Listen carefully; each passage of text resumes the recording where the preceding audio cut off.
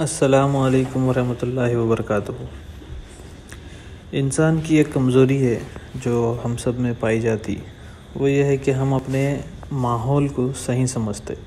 جو ماحول میں ہم پیدا ہوتے، جس میں آنکھ کھولتے، جس کو بچپن سے دیکھتے، بڑے ہوتے ہوتے وہی ہمارے لیے ریالٹی بن جاتا، حقیقت بن جاتا۔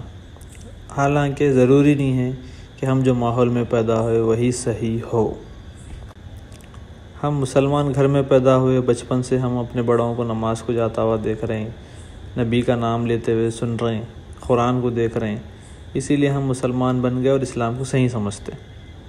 جو ہندو ماحول میں پیدا ہوئے اور جو کرسچین، جو جوز، جو ایتھیسٹ، جو جس ماحول میں پیدا ہوئے اپنے ماحول کو صحیح سمجھ رہے ہیں، تو پورے ماحول میں صحیح ماحول کیا ہے، اصل چیز کیا ہے، یہ جانے بنا ہم بس فالو کرنا شروع کر دیتے۔ یہ کمزوری ابراہیم علیہ السلام میں نہیں تھی۔ ابراہیم علیہ السلام کی زندگی کی شروعات ماحول پہ سوال اٹھانے سے ہو رہی۔ آپ ایک ایسے ماحول میں پیدا ہوئے جہاں کا بادشاہ اپنے آپ کو سورج کا اوتار بول رہا، نمرود، اس کے ہاتھ کے نیچے بڑے بڑے پجاری ہے، سب سے بڑے پجاری آزر، خود ابراہیم علیہ السلام کے والد، اور سویلائزڈ اور ڈیولپڈ کنٹری ہے، بزنس سینٹر ہے، لیکن ہر کوئی ہر چھوٹی چیز کو خدا بنا ہوئے ہیں۔ ایسے ماحول میں ابراہیم علیہ السلام سوال اٹھائے۔ سب سے پہلے ابا سے سوال پوچھے کہ آپ اپنے ہاتھوں سے بت بنا رہے ہیں، یہ خدا کیسے ہو گئے؟ ٹیچر سے سوال پوچھے کہ بت کے سامنے جب کھانا رکھتے تو خود تو نہیں کھاتا، لیکن جب چوہا لے کے بھاگتے رہتا تو چھڑا بھی نہیں سکتا، یہ اپنا خدا کیسا ہو گیا؟ لوگوں سے، ماحول سے سوال پوچھے کہ ہر چھوٹی چیز جو تم کو فائدہ پہنچا دے اس کو خدا مان رہے ہیں، حالانکہ کئی ایسی چیزیں ہیں جو تم سے کمزور ہے، یہ کیسے خدا ہے؟ ابا جھڑک دیے، ٹیچر بیزار ہو کے نکل گئے اور محلے والے پاگل سمجھنا شروع ہو گئے۔ کہیں سے بھی جواب نہیں ملا۔ اپنے جو ماحول میں ابراہیم علیہ السلام پیدا ہوئے تھے، وہ ماحول پہ سوال اٹھانے کے بعد میں آپ اپنے اصلی ماحول یعنی کائنات پہ غور و فکر شروع کرے۔ سورج کو دیکھے اور سمجھے کہ یہ خدا ہو سکتا کیونکہ بڑا ہے، روشنی پہنچا رہا۔ چاند کو دیکھے اور بولے یہ خدا ہو سکتا ہے کیونکہ رات میں ٹھنڈک دے رہا۔ کبھی تاروں پہ غور کر رہے ہیں۔ اس طرح پوری کائنات پہ غور کرتے کرتے آپ رزلٹ پہ پہنچے کہ پوری کائنات کسی ایک کی غلام دکھ رہی، کیونکہ اتنا سسٹمیٹک چل رہی، دن کے بعد رات، رات کے بعد دن، موسموں کا بدلنا اور ہواؤں کا آنا، بادلوں کا گرجنا، برسنا، یہ سب کچھ ایک پیارا سسٹم ہے، اور کوئی ایک ہے جو اس کو چلا رہا، اور یہ سب کسی کے غلام ہیں، یہ میرے خدا نہیں ہو سکتے۔ یہاں تک پہنچنے کے بعد میں اللہ تعالیٰ کی مدد آئی، اور وہ کلمات آپ کی زبان سے ادا ہوئے جو ہم ہر نماز سے پہلے پڑھتے، انی وجہت وجہی للذی فطر السماوات والارض حنیفا وما انا من المشرکین، میں اپنا رخ، اپنا راستہ، اپنا ڈائریکشن اس رب کی طرف کر لیا جو آسمانوں اور زمینوں کو بنانے والا ہے، اور میں شرک کرنے والوں میں سے نہیں ہوں۔ یہ آپ کی حق کی تلاش تھی، سچائی کو آپ تلاش کرے، اپنے ماحول پہ سوال اٹھائے، غور و فکر کرے۔ ہم اپنے ماحول کو صحیح سمجھتے، آنکھ بند کر کے یقین کر لیتے، اور اب اس کو سپورٹ کرنے کے لیے اپنی لاجک اور دوسرے چیزوں کا استعمال کرتے۔ لیکن ابراہیم علیہ السلام سب سے پہلے نیوٹرل پوزیشن پہ آئے اور سب پہ کوشچن کرے، آبزرو کرے، ازیوم کرے، ایک رزلٹ پہ پہنچے، بعد میں اللہ تعالیٰ کی مدد آئی۔ اس طرح آپ اللہ کو تلاش کرے اور ایمان لائے۔ اللہ تعالیٰ قرآن میں ارشاد فرمائے، اے لوگوں جو ایمان لائے ہو، ایمان لاؤ، یا ایھا الذین آمنوا آمنوا، ایمان لانے والوں کو ایمان لاؤ بولنے کا مطلب یہ ہے کہ جتنے لوگ ماحول میں پیدا ہو کے مسلمان ہو گئے، بنا سوچے سمجھے ایمان لا لیے، ان کو اللہ تعالیٰ ایڈریس کر رہے ہیں، یعنی ہم سب کو، کہ پھر سے ایمان لاؤ جیسا ابراہیم علیہ السلام ایمان لائے تھے، غور و فکر کر کے، سمجھ کے۔ جو سمجھ کے ایمان لاتے ان کو دنیا کی کوئی طاقت ایمان سے ہٹا نہیں سکتی۔ اللہ تعالیٰ کو تلاش کرنے کے بعد میں، اللہ پہ ایمان لانے کے بعد میں، ابراہیم علیہ السلام لوگوں کو دعوت دینا شروع کرے، حق کی طرف بلائے، لیکن لوگ مذاق اڑائے، پاگل بولے، اور ابراہیم علیہ السلام کو بھٹکنے کا سرٹیفکیٹ مل گیا تھا، جس طرح ہر دور میں ہوتا۔ ابراہیم علیہ السلام بولے ان کو ثابت کرنا پڑے گا کہ حق کیا ہے اور جھوٹ کیا ہے۔ ابراہیم علیہ السلام ایک موقع کی تلاش میں تھے، موقع جیسا ہی ملا آپ بت خانے میں گئے اور سبھی بتوں کو توڑ دیے اور بڑے بت کے گلے میں کلاڑی لٹکا دیے۔ جب لوگ آ کے دیکھے کہ یہ کیا ہو گیا ہمارے بتوں کے ساتھ، تو ان کا شک ابراہیم علیہ السلام کے پر گیا، کیونکہ یہی ہے جو ہمارے بتوں کے خلاف بول رہے ہیں۔ جب بلائے تو ابراہیم علیہ السلام ایک ہی سوال پوچھ لو اپنے خداؤں سے۔ تو وہ سب لوگ بولے تم کو تو معلوم ہے یہ لوگ بات نہیں کرتے۔ تو ابراہیم علیہ السلام بولے جب یہ اپنی حفاظت نہیں کر سکتے تو تمہاری حفاظت کی گارنٹی کیسا لیتے؟ لوگوں کو بات سمجھ میں آ رہی تھی کہ ہم جن سے دعائیں مانگتے، جو ہماری خدا سمجھتے تھے، وہ ٹکڑے ٹکڑے ہمارے سامنے گرے ہوئے ہیں، واقعی میں کیسے خدا ہو سکتے؟ لیکن شیطان ان کو پھر سے بھٹکا دیا۔ یہ وہ لوگ تھے جو اپنے ماحول کو صحیح سمجھے ہوئے تھے، اندھے تھے، بلائنڈ فالوورز تھے، اور ابراہیم علیہ السلام وہ تھے جو اپنے ماحول پہ سوال اٹھا کے اپنے اصلی ماحول یعنی کائنات پہ غور کر کے حق کی طرف پہنچ کے اب ان کو حق سمجھا رہے تھے۔ فرق یہ تھا، وہ لوگ حق کو سمجھنے کے بجائے یہ بولے نہیں یہ ہمارے باپ دادوں کے خلاف توہین ہو گئی، ان کو بادشاہ کے پاس لے کے چلو۔ جب وہاں کے بادشاہ نمرود کے پاس لے کے گئے تو نمرود کے سامنے بھی ابراہیم علیہ السلام حق بات چھپائے نہیں، نمرود کو بھی چیلنج کر دیے۔ تو اپنے آپ کو سورج کا اوتار بولتا، اگر ہمت ہے تو سورج کو مغرب سے نکال کے بتا، روزانہ وہ مشرق سے نکلتا۔ یہ بات سننے کے بعد میں اللہ تعالیٰ ارشاد فرمائے فَبُہِتَ الَّذِي كَفَرَ، نمرود کا جو ذہن تھا وہ سکتے میں آ گیا، بحران ہو گیا، پیک ہو گیا، انہیں اس کو سمجھ میں نہیں آیا کہ ابراہیم علیہ السلام کے چیلنج کا جواب کیسا دینا۔ چیلنج تو پورا نہیں کر سکتا تھا، تو جواب میں وہ ابراہیم علیہ السلام کے لیے آگ تیار کرنے کا اعلان کر دیا تاکہ اب ان کو آگ میں ڈال دیا جائے۔ یہاں تک کا جو واقعہ ہے اس سے ابراہیم علیہ السلام کا جو کیریکٹر ہمارے سامنے آتا، ابراہیمی کیریکٹر، وہ یہ ہے کہ اپنے ماحول پہ سوال اٹھانا۔ سب سے پہلے ہم جو ماحول میں پیدا ہوئے، ہم جو اذائیں سن رہے ہیں، ہم جو قرآن پڑھ رہے ہیں، ہم جس نبی کا نام سن رہے ہیں صلی اللہ علیہ وسلم، سوال اٹھانا ہے کہ واقعی میں حق ہے کیا؟ ہم مسلمان گھر میں پیدا ہونے سے اسلام صحیح ہو گیا یا نہیں اسلام ہی صحیح ہے؟ یہ دونوں میں بہت فرق ہے، غور کرنا ہے۔ اور سوال اٹھانے کا مقصد ہے حق کی تلاش، حق کیا ہے یہ جاننے کے لیے سوال اٹھانا، جیسا ابراہیم علیہ السلام کرے تھے۔ یہ دوسرا کام ہے کرنے کا۔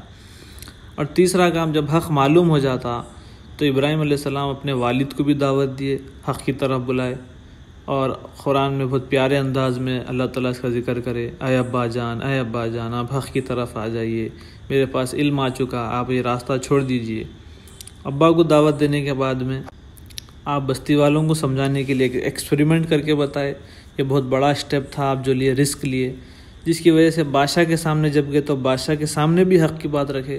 تو آپ دیکھ سکتے ہیں تیسرا جو پوائنٹ ہے ابراہیم علیہ السلام کی زندگی کا، وہ باطل کے خلاف بغاوت، جو حق کے اپوزٹ ہوتے وہ اور ان کے سپورٹرز سے ریبیل کرنا، یہ ابراہیم علیہ السلام کا کیریکٹر ہے۔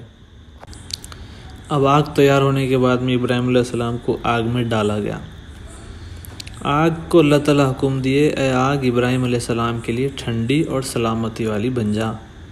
آگ اللہ کی مخلوق ہے، پوری کائنات اللہ کی مخلوق ہے، اور ہر کوئی اللہ کے حکم سے کام کرتے۔ آگ اپنے آپ میں جلانے کی کوئی طاقت نہیں رکھتی، اس کو وہ طاقت اللہ تعالیٰ دیے۔ یہ یقین ایک مسلمان کا ہونا چاہیے۔ آج ہم حق کو معلوم رکھتے ہوئے بھی حق چھپاتے اور لوگوں کے سامنے حق بیان نہیں کرتے، اس کی وجہ ہے ڈر۔ اور ڈر کی وجہ ہے کہ ہمارا جو فزیکل ورلڈ ہے، جو نیچرل ورلڈ ہے، اس پہ بہت یقین ہے۔ ہمارا کو چاقو سے ڈر ہے، آگ سے ڈر ہے، جیل سے ڈر ہے، کیس بک ہونے سے ڈر ہے۔ یہ ڈر اس لیے ہے کہ ہم یہ سمجھتے ہیں کہ ان میں کچھ پاور ہے۔ ابراہیم علیہ السلام کے سامنے اتنی بڑی آگ تھی لیکن آپ ڈرے نہیں، کیونکہ آپ کا یقین آگ میں نہیں تھا کہ آگ نہیں جلا سکتی، یہ اللہ کے حکم سے جلاتی، اللہ پہ آپ کا مضبوط یقین تھا۔ تو جو نیچرل ورلڈ ہے یہ خدا کے کنٹرول میں ہے، کوئی چیز آپ کو نقصان نہیں پہنچا سکتی اگر اللہ حکم نہیں دیے تو۔ اور آگ ٹھنڈی ہو گئی، سلامتی والی بن گئی۔ ابراہیم علیہ السلام اس میں خوشی خوشی نکلے آگ میں سے۔ لوگ دیکھ کے بولے، یہ موقع تھا ان کے لیے سدھرنے کا، لیکن بولے یہ جادوگر ہے، ان کو بستی سے نکال دو۔ آج بھی امت مسلمہ آگ میں گری ہوئی ہے، لیکن وہ آگ ٹھنڈی نہیں ہو رہی۔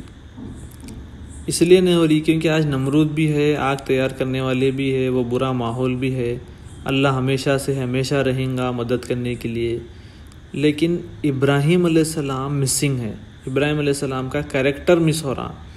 اسی لیے علامہ اقبال فرمائے آج بھی ہو جو ابراہیم سا ایمان پیدا، تو آگ کر سکتی ہے انداز گلستان پیدا۔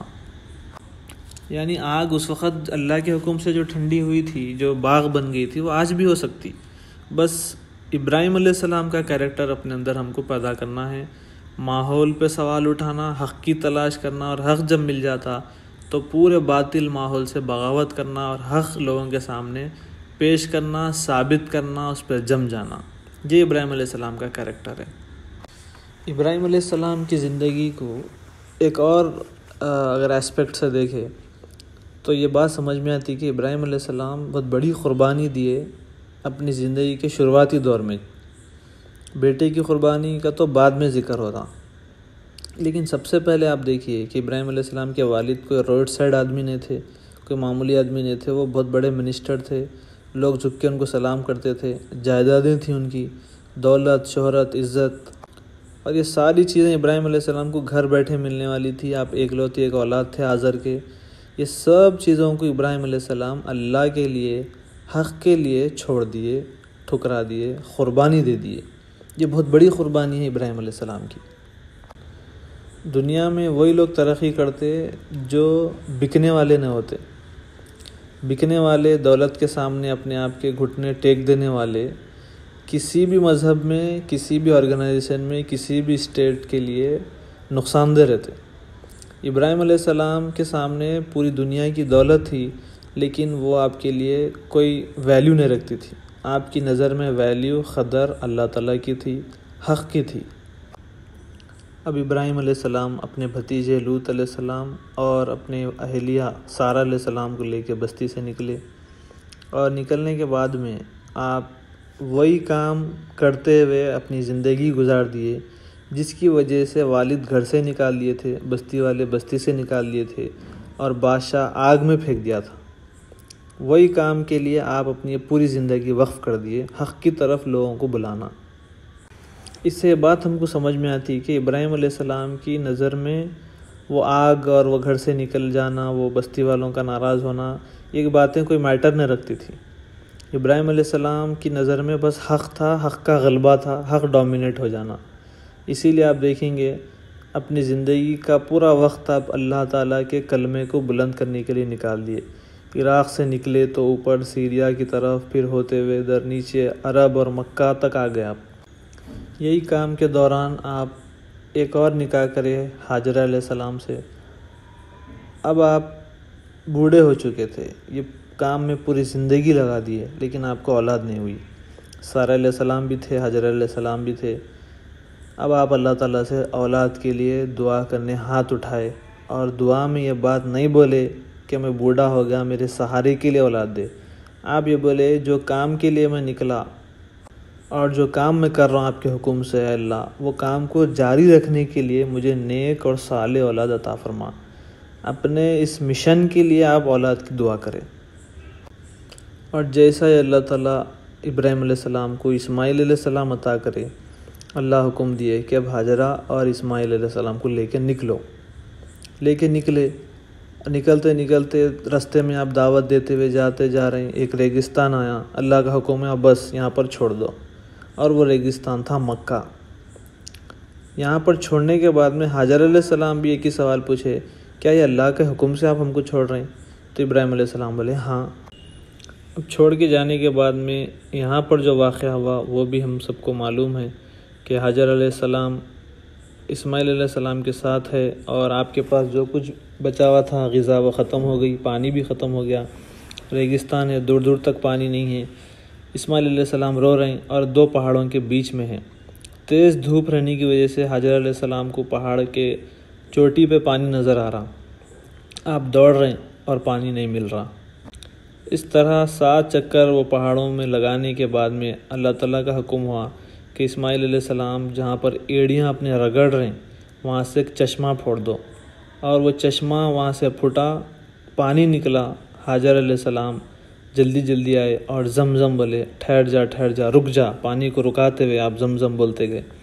اس طرح وہ پانی کا نام زمزم پڑا۔ اور جو آپ پہاڑوں کے بیچ میں چکر لگائے تھے، آج بھی حاجی اور عمرہ کے لیے جو لوگ جاتے، وہ حاجر علیہ السلام کی اس عمل کے یاد میں صفا اور مروہ کے چکر لگاتے۔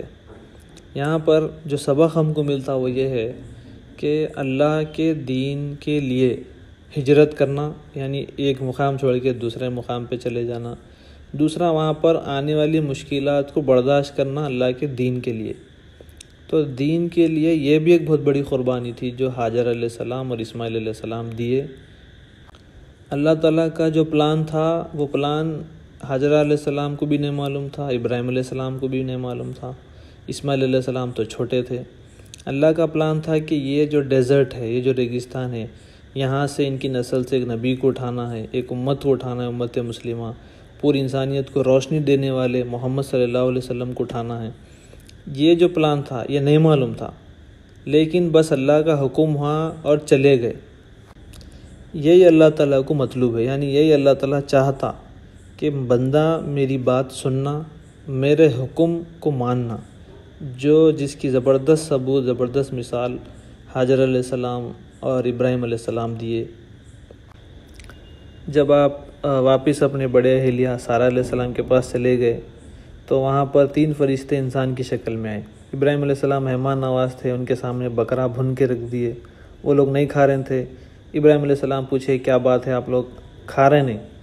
وہ 3 لوگ بولے ہم اللہ کے فرشتے ہیں، آپ کو خوشخبری دینے آئے کہ سارہ علیہ السلام کو اللہ تعالیٰ بیٹا عطا کرنے والے ہیں جن کا نام اسحاق رہیں گا۔ دوسری بات وہ فرشتے بولے کہ ہم آپ کے بھتیجے یعنی لوط علیہ السلام کو آپ جو قوم پہ بھیجے تھے وہاں کی اصلاح کرنے کے لیے، اردن یعنی جارڈن، وہاں کی قوم پہ ہم عذاب نازل کرنے کے لیے آئے۔ تو یہاں پر ابراہیم علیہ السلام کا ذکر اللہ تعالیٰ کرے، یجادلون فی قوم لوط، ابراہیم علیہ السلام قوم لوط کے معاملے میں ہم سے جھگڑا کرے۔ ابراہیم علیہ السلام کے جھگڑنے کی وجہ یہ تھی، اور اللہ تعالیٰ یہ بہت ہی محبت کے انداز میں بیان کرے کہ ابراہیم علیہ السلام نرم دل تھے، وہ جھگڑ رہے اس واسطے تھے کہ وہ قوم پہ ابھی عذاب نازل مت کرو، ان کو کچھ مہلت دو، ہو سکتا سدھر جائیں گے، لیکن اللہ تعالیٰ کا فیصلہ ہو چکا تھا اور اللہ کے فیصلے کو کوئی واپس نہیں لے سکتے۔ یہاں پر رک کے ایک بات آپ غور کریے، ابراہیم علیہ السلام کی نیکی، آپ کی قربانی کا ایک ہائی لیول ہے، اور دوسری طرف اگر آپ کو معلوم ہے تو لوط علیہ السلام کی قوم کوئی معمولی گناہ نہیں تھا ان کا، ایک دم گھنونا گناہ، مرد سے اپنی خواہش پوری کرتے تھے۔ ایسے گنہگاروں کے لیے ابراہیم علیہ السلام کی جو تڑپ ہے کہ ان پہ عذاب نازل نہیں ہونا، وہ صحیح راستے پہ آ جانا۔ آپ دیکھیے 2 چیزیں ایک انسان کے اندر نہیں ملتی ہم کو، ایک طرف اتنی زیادہ نیکیاں، قربانیاں، دوسری طرف اتنے بڑے گنہگاروں کے لیے ہمدردی کہ وہ صحیح راستے پہ آ۔ نیک لوگ عام طور پہ گنہگاروں کو نیچی نظر سے دیکھتے، سب سے پہلے ان کو جہنم میں ڈھکلنے کی جلدی رہتی۔ یہ ڈیبیٹس اور ڈسکشنز ہم مسجدوں میں بھی سنتے، ایک جماعت دوسری جماعت کو جہنم کا سرٹیفکیٹ دے رہی یہاں پر، اور ایک طرف ابراہیم علیہ السلام جن کا نام لے کے ہم روزانہ نماز پڑھتے اور قربانی دیتے ہر سال، وہ لوط علیہ السلام کی قوم جو اتنا گندا گناہ کرتی تھی، اتنا گھنونا گناہ، ان کے لیے آپ ریکویسٹ کر رہے۔ اس سے ہم کو یہ لیسن ملتا کہ ہمارا کو جج نہیں کرنا ہے، لوگوں کو آگ میں بھیجنے کی جلدی نہیں کرنا ہے، بلکہ آگ سے بچانے کی تڑپ اور فکر کرنا ہے، سب سے پہلے اپنے آپ کو اور پھر دوسرے لوگوں کو۔ اب اللہ تعالیٰ کا حکم ہوا کہ جو بیوی اور بچے کو آپ چھوڑ کے آئے تھے ریگستان میں، ان سے جا کے ملو۔ ابراہیم علیہ السلام آئے اور اسماعیل علیہ السلام بڑے ہو چکے تھے، اور وہ جو ریگستان میں چھوڑ کے گئے تھے وہ ایک بستی بن گئی تھی پانی کی وجہ سے۔ اب یہاں پر اللہ تعالیٰ کا حکم ہوا خواب کی شکل میں کہ آپ اسماعیل علیہ السلام کو ذبح کر رہے ہیں۔ یہ خواب آنے کے بعد میں آپ اپنے بیٹے سے پوچھے کیسا میں خواب میں دیکھ رہا ہوں۔ اسماعیل علیہ السلام کے جواب سے آپ اندازہ لگائیے کہ حاجر علیہ السلام ان کی کیسی تربیت کرے تھے۔ اسماعیل علیہ السلام بولے یا ابتی افعل ما تؤمر، آپ کو جو حکم مل رہا وہ آپ کر دیجئے ابا جان، آپ مجھ سے کیوں پوچھ رہے ہیں؟ یہ تھی حاجر علیہ السلام کی تربیت جو آپ اپنے بیٹے کو دیے تھے کہ آپ اپنے بیٹے کو مسلم بنائیں، اللہ تعالیٰ کی فرمانبرداری کرنا، وہی کوالٹی جو ابراہیم علیہ السلام کے اندر تھی۔ جب آپ لے کے نکلے اسماعیل علیہ السلام کو، یہ واقعہ ہم کو معلوم ہے، اللہ تعالیٰ اسماعیل علیہ السلام کی جگہ ایک مینڈا بھیج دیے، اور ابراہیم علیہ السلام کی چھری وہ مینڈے کے گلے پہ چلی۔ یہاں پر اللہ تعالیٰ کی آواز آئی، اللہ تعالیٰ یہ بات بولے کہ ابراہیم علیہ السلام ہم آپ کو ہر معاملے میں آزمائیں اور آپ ہر آزمائش میں ہمارے کھرے اترے۔ آج ہم آپ کو امام الناس بنا رہے ہیں، انسانیت کا امام بنا رہے ہیں۔ آپ اپنے گھر سے مینڈا یا اونٹ یا گائے لے کے نہیں نکلے تھے، اپنے ایک چھوٹے معصوم پیارے بچے کو لے کے نکلے تھے اللہ کے لیے قربان کر دینے۔ یہ بہت بڑی قربانی تھی۔ اللہ تعالیٰ کی ہر آزمائش میں جو کھرے اترتے اللہ تعالیٰ ان کو لیڈر بناتے۔ آج امت مسلمہ میں سے لیڈرشپ اللہ تعالیٰ اسی لیے چھین لیے، ہم غلام اسی لیے ہو گئے کہ ہم اللہ کی آزمائشوں میں فیل ہو رہے ہیں۔ ہم قربانی تو دے رہے ہیں 15-20 ہزار کے جانور کی، لیکن اپنے نفس کی، اپنے وقت کی، اپنے پرانے رسم و رواج کی اور گناہوں کی قربانی دینے کے لیے ہم تیار نہیں ہیں۔ انا کی قربانی، خودی کی قربانی دینے کے لیے ہم تیار نہیں ہیں۔ اپنے آپ کو مٹانے کے لیے ہم تیار نہیں ہیں، جیسا ابراہیم علیہ السلام اپنی پوری پرسنالٹی کو مٹا دیے تھے۔ بچپن سے لے کے جوانی تک آگ میں ڈالے جانے سے لے کے پھر ہجرت، پھر وہاں سے آپ کے دونوں لڑکے ہونا، ایک لڑکے کو ریگستان میں چھوڑ دینا، پھر ان کو ذبح کرنے بھی ریڈی ہو جانا، یہ سب قربانیاں آپ کے تھے، جس کی وجہ سے اللہ تعالیٰ آپ کو امام بنائے۔ اب یہاں پر ایک حکم دیے کہ اپنے بیٹے کے ساتھ اللہ تعالیٰ کی عبادت کے لیے ایک گھر بناؤ، اور اللہ ہی جو ہے وہ گھر کا ڈائمنشن اور اس کی جگہ بتائے۔ ابراہیم علیہ السلام حضرت اسماعیل علیہ السلام کے ساتھ کعبۃ اللہ کی تعمیر کرے، کعبۃ اللہ بنائے، اور بناتے وقت 2 دعائیں کرے۔ ایک دعا اسماعیل علیہ السلام کی نسل سے، اے اللہ ایک نبی کو اٹھا جو تیرے بندوں کو تیری آیتیں پڑھ کے سنائے، ان کی زندگیوں کو پاک کرے، انہیں کتاب اور حکمت کی تعلیم دے۔ انشاءاللہ اس دعا کے بارے میں ڈیٹیل میں ہم نیکسٹ ایپیسوڈز میں سنیں گے۔ دوسری دعا آپ یہ کرے کہ میری اس نسل میں سے امت مسلمہ اٹھا، یعنی ایک پوری امت، ایک پوری نیشن اٹھا جو مسلم ہو، جو یہ رسپانسبلٹی سمجھتی ہو کہ اللہ کی فرمانبرداری ہم کو کرنا ہے۔ یہ بات ابراہیم علیہ السلام کرے، اور بہت سے دعائیں آپ یہاں پر کرے، جس کا ذکر ہم انشاءاللہ آنے والے ایپیسوڈز میں کرنے والے ہیں۔ یہاں پر ابراہیم علیہ السلام کے واقعے کو ہم ختم کر رہے ہیں جو قرآن میں بیان ہوا۔